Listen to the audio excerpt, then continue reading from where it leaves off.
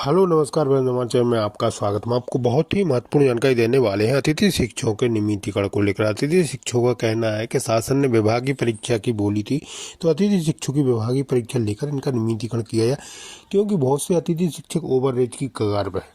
इनकी एक ही मांग है कि इनकी विभागीय परीक्षा लिया जाए, क्योंकि जो आरक्षण दिया गया उससे इनको कोई भी लाभ होने वाला नहीं है, न इनका भविष्य सुरक्षित हो सकेगा। इसलिए मैं लाइव वार्ता आपको सुनाने वाला हूँ नेशनल मीडिया पर। क्या कहना अतिथि शिक्षकों का, क्या कहना बीजेपी प्रवक्ता का, क्या कहना कांग्रेस प्रवक्ता का, और अतिथि शिक्षक संघ के प्रदेश अध्यक्ष का क्या कहना, और मीडिया का क्या कहना अतिथि शिक्षकों को लेकर। इनका कब तक भविष्य सुरक्षित हो सकेगा और इन अतिथि शिक्षकों का कहना। वीडियो में बने रहे, वीडियो पूरा देखें। वीडियो अच्छा लगे तो लाइक और चैनल को सब्सक्राइब जरूर करना अपडेट पाने के लिए। विभाग ने एक फरमान निकाला और फरमान के बाद उसका जमीनी रूपांतरण कुछ इस कदर प्रभावी रूप से किया गया है कि आज 70,000 से ज्यादा अतिथि शिक्षकों की मानदेय पर संकट आन बसा है। हाँ, क्या समस्या है, क्या मामला है और क्यों ये संकट बढ़ गया है? जी हाँ, और जमीनी रूपांतरण में किन समस्याओं का सामना करना पड़ रहा है, जिस पर आज हम चर्चा करने जा रहे हैं। फिलहाल आपको बता दूं कि मध्य प्रदेश में लगभग 72,000 से ज्यादा अतिथि शिक्षक, जिनमें से वर्ग 1 के 15,000 के लगभग, वर्ग 2 के 38,000 के करीब और वर्ग 3 के 13,000 के करीब। और जिसमें 18 जुलाई 2025 से ई अटेंडेंस की प्रक्रिया शुरू की गई है। ई अटेंडेंस से आशय है कि अब आप डिजिटली रूप से आप अपनी उपस्थिति दर्ज कराएं और डिजिटली रूप से आप जब पहुंच रहे हैं, नेटवर्क आपका जा रहा है, पहुंच रहा है, तो आप वहां जाइए। लगभग जो इसका लॉगिन लॉगआउट का टाइम दिया गया वो 10:30 से 11:30 का बीच है। और इस समय आप जाइए, मोबाइल से लॉगिन कीजिए, नेटवर्क हो या ना हो, और कोई समस्या हो या ना हो, एरर आए या ना आए, इससे डिपार्टमेंट को कोई मतलब नहीं। आप जाइए, अतिथि शिक्षक जाएं, समय पर आप अपनी ई अटेंडेंस लगाइए। और जिसके कारण अब ये पूरा मामला फंस गया, क्योंकि व्यवस्था का तो बंटाधार हुआ ही है और इसका खामियाजा अतिथि शिक्षकों को भोगना पड़ रहा है। क्योंकि अतिथि शिक्षकों की समस्याएं हैं कि जब वो जाते हैं, कई ऐसे ग्रामीण क्षेत्र है, दूर दराज के लोग हैं और ऐसे तमाम समस्याएं हैं जो जहाँ नेटवर्क की इश्यू है, इंटरनेट एक्सेस नहीं है या मोबाइल फोन में कई ऐसी समस्याएं हैं, तो ऐसे में ये अटेंडेंस का लोचा फंस जाता है। लोचा से आशा है कि ये अटेंडेंस में लोगों को, अतिथि शिक्षकों को समस्या जाती है। समस्या जाने से कोई इनको परेशानी नहीं है, पर बच्चों के भविष्य के साथ भी खिलवाड़ हो रहा है। कैसे? क्योंकि जब अतिथि शिक्षक जब इंटरनेट में फंसेगा, इंटरनेट के माध्यम से लॉगिन लॉगआउट ही करता रहेगा, तो फिर बच्चों को पढ़ाएगा कब? बच्चों के पढ़ाने का समय भी निकलता है, क्योंकि 10 से 5 तो सरकारी विद्यालयों का समय होता है। ऐसे में अब तमाम ऐसी व्यवस्था जो गुरुवार 8 जनवरी को देखने को मिली थी कि लगभग 70,000 से ज्यादा जो हमारे अतिथि शिक्षक हैं, उनको कई तरीके से समस्या हुई। समस्या इस तरीके से हुई कि उनका एरर आया और उनका लॉगिन लॉगआउट नहीं हो पाया, किसी तरीके से उनकी अटेंडेंस नहीं गई है। और जब नहीं गई तो मानदेय पर संकट आ गया कि भैया पैसे कटेंगे। तो ऐसे तमाम इन विषयों को लेकर के मैं दाला बेटा पर लाइव हूं इस वक्त और आप देख रहे हैं। फिलहाल मैं आपको बता दूं कि हमारे साथ कई लोग हैं जो चर्चा करेंगे। तमाम मध्य प्रदेश के विभिन्न क्षेत्रों से, विभिन्न जिलों से हैं, जिनमें से केसी पवार साहब है, प्रदेश अध्यक्ष जो आजाद स्कूल अतिथि शिक्षक संघ मध्य प्रदेश के। प्रवीण सिंह सेंगर है जो प्रदेश सचिव है आजाद अतिथि शिक्षक संगठन सुभाषरा डिस्ट्रिक्ट मंदसौर से है। और राकेश खंडेलवाल है जो प्रदेश मीडिया प्रभारी है आजाद स्कूल अतिथि शिक्षक संघ मध्य प्रदेश के। इसके साथ राहुल चौरसिया जी और मुकेश जोशी जी, तमाम हमारे जो साथी हैं, राजकुमारी रजक जी, तमाम हमारे साथी जो हैं जुड़े हुए हैं। फिलहाल पवार साहब यदि स्क्रीन पर हैं तो सवाल आपसे है कि अतिथि शिक्षकों को क्या समस्या आ रही है और उन समस्याओं का समाधान क्यों नहीं हो पा रहा है?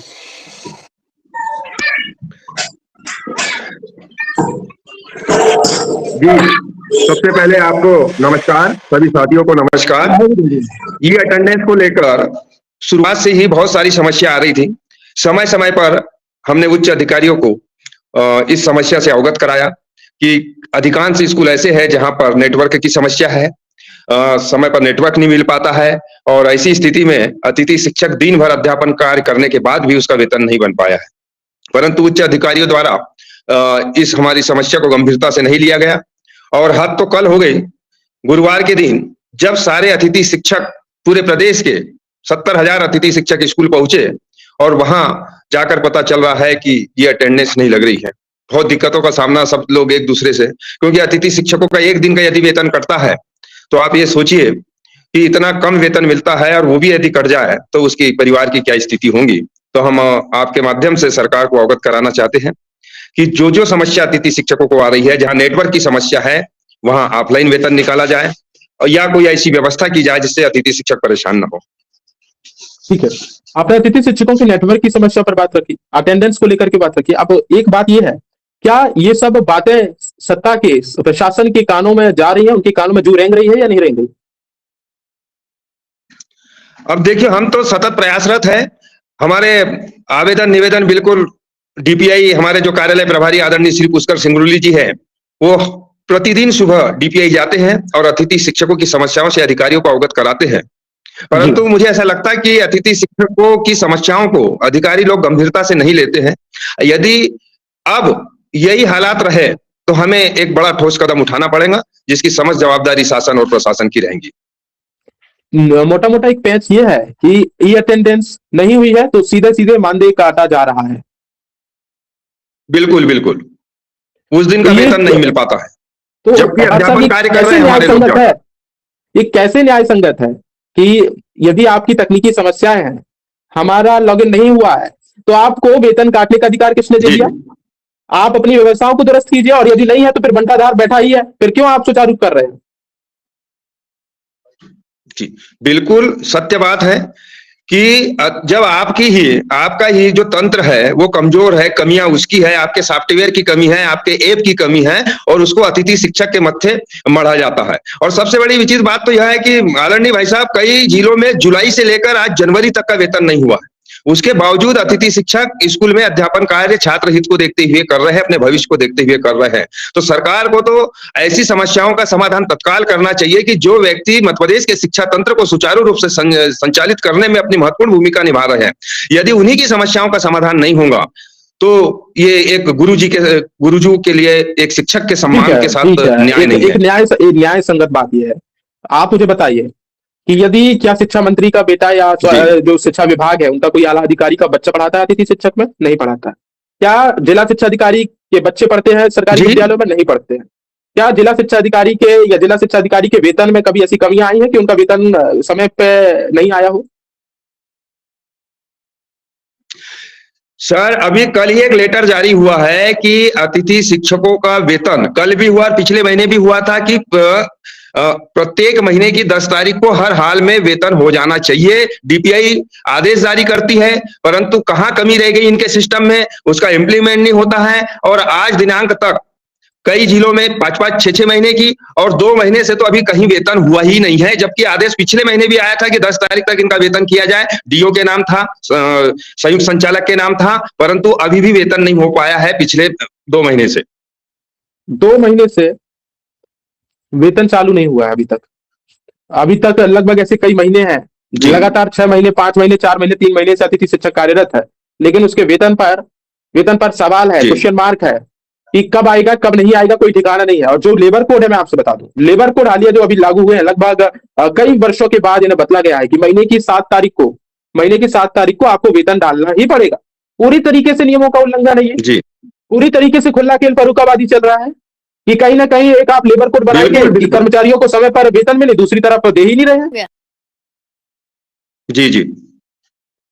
और वेतन को लेकर स्टेट में पिछली बार महापंचायत हुई थी, हमारे पूर्व मुख्यमंत्री आदरणीय शिवराज सिंह चौहान जी ने उस हजारों अतिथि शिक्षक और आला अफसर जो शिक्षा विभाग के थे उनके सामने घोषणा की थी कि आपको समय पर रेगुलर शिक्षक के समान वेतन होगा।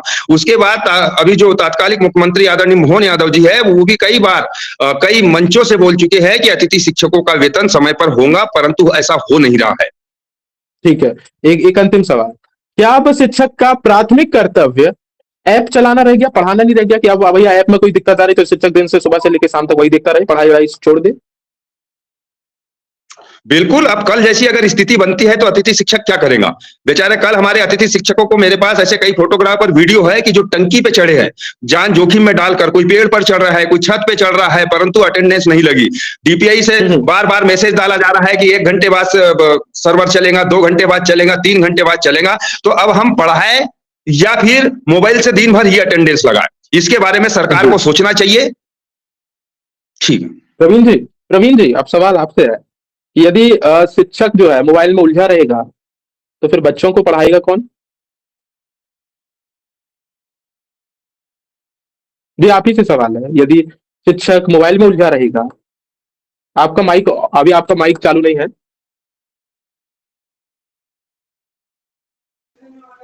जी, हेलो जी, आने लगी आवाज। जी, शिक्षक सवेरे निकलता है अपने काम के लिए, ये सोचकर कि वो अपना काम ईमानदारी से करेगा।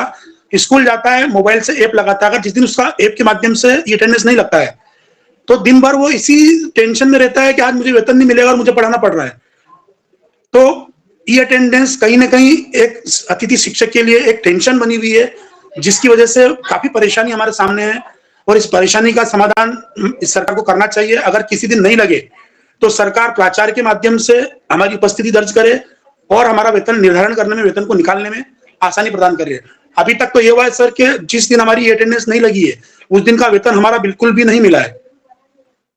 उस दिन का वेतन ही नहीं मिला, वेतन ही पेल गए ये लोग, वेतन ही खा गए सीधे सीधे। बिल्कुल बिल्कुल सर, जी सर।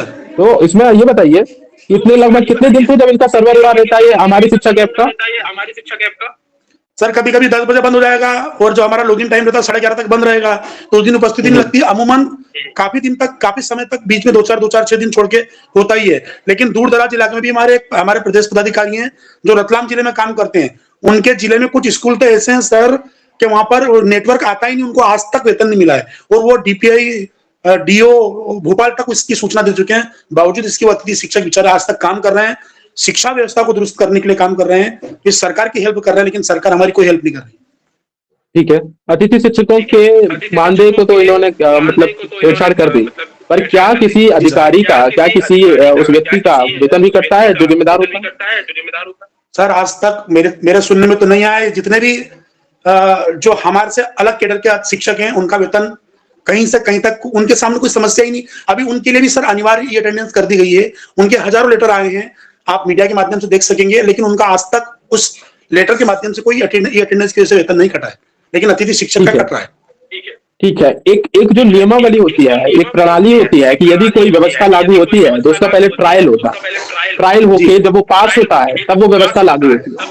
तो यहाँ मुझे लगता है सीधे सीधे पास मिल गया इस व्यवस्था, क्योंकि ये अटेंडेंस कोई ट्रायल नहीं, कोई व्यवस्था नहीं, कोई प्रक्रिया नहीं, सीधे सीधे लाइए और अतिथि शिक्षक आए और अपना लॉग इन करें।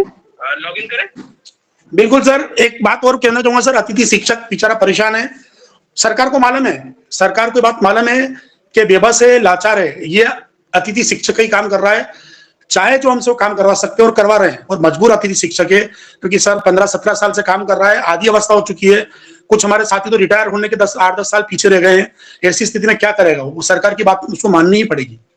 ऐसे समय में जब वो रिटायर होने की उम्र में बढ़ रहा है, ऐसा कहा गया था, कुछ नेताओं ने कहा गया कि उन लोगों को तो परमानेंट कर ही दिया जाएगा किसी तरीके से, जो हमारे साथ जुड़े हुए हैं, अंतिम सेवानिवृत्ति की ओर है। वो सर अतिथि विद्वानों के लिए कहा गया, अतिथि शिक्षकों के लिए ऐसा कोई फरमान नहीं लगा है। वो इंदर सिंह जी परमार साहब ने अतिथि विद्वानों के लिए कहा है, जहां तक मेरे संज्ञान में है जी, अतिथि शिक्षकों के लिए नहीं कहा है सर। तो उनके लिए कुछ हुआ है? उनके लिए सरकार, माननीय उच्च शिक्षा मंत्री जी ने कहा है कि हम आपको बाहर नहीं होने देंगे, और उनके लिए तो उन्होंने किसी प्रोग्राम के माध्यम से भी कहा है कि हम अतिथि विद्वानों के लिए कोई पॉलिसी ला रहे हैं और उनको हम बाहर नहीं करेंगे। ठीक है, लेकिन हम अतिथि शिक्षकों के लिए साथ ऐसा नहीं है।